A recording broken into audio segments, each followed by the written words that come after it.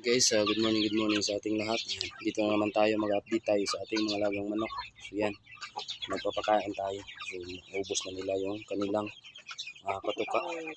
Yan yung ating broodcock na ginagamit. So dito meron din tayong mga pasisiw dito, which is yung upgraded native chicken natin. Yan guys, 9 na piraso. Yan, yung inahin niya, pure native. Yan, and then ito yung kanyang kaparis. Yan. So abangan natin yung mga kakalabasan ng mga pasisiw niya. So yung kasalukuyang binibreed natin mga guys is yan. And then yan. So ito na yung itlog niya. Marami na. Yan guys. So hindi pa naglimlim.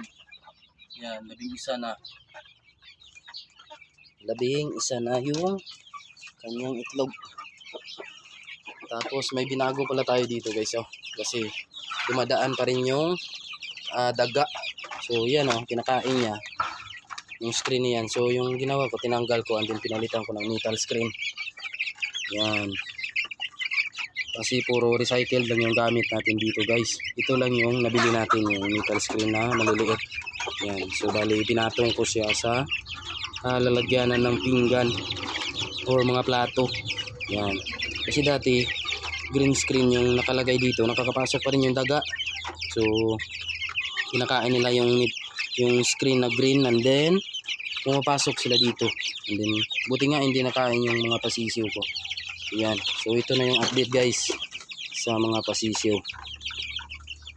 Yan. So going 1 month old yan. Malalaki na. So yung nanay niyan is ito. Yung hin natin na ginamit. Yan.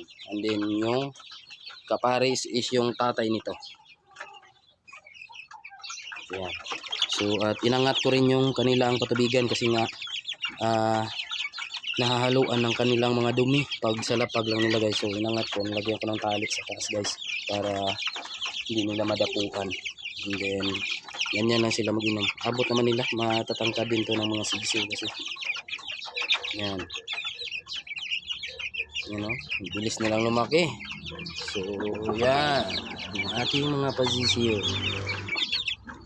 Yung dalawa dyan guys is yung anak ng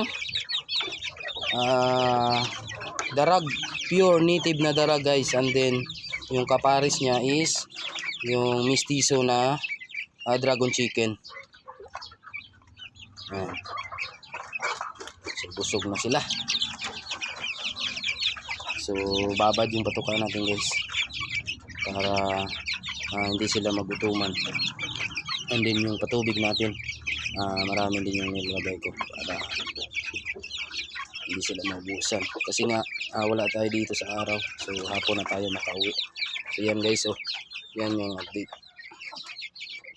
Yan, malaki na. So sa sunod na araw paginitan natin to gamit yung sikat ng araw. So ito din natin malagay dito.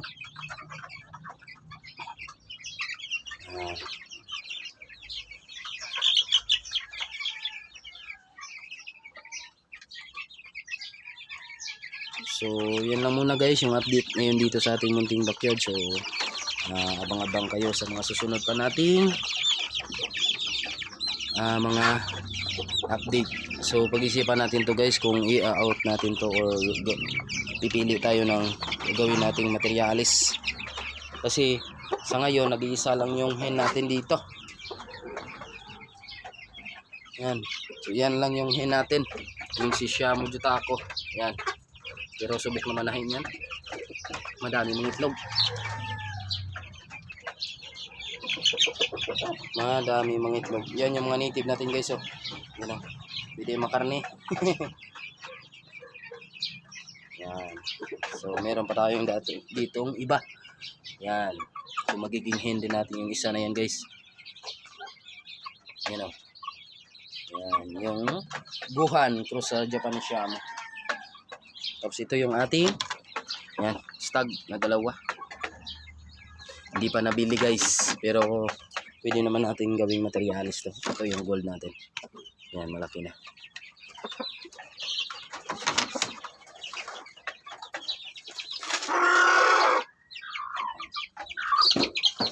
bumaba na yung ibang pasisyo natin guys. So yun lang muna yung update ngayon dito sa aking munting backyard. So abang-abang kayo sa ulit nating next video. So God bless and happy farming to everyone.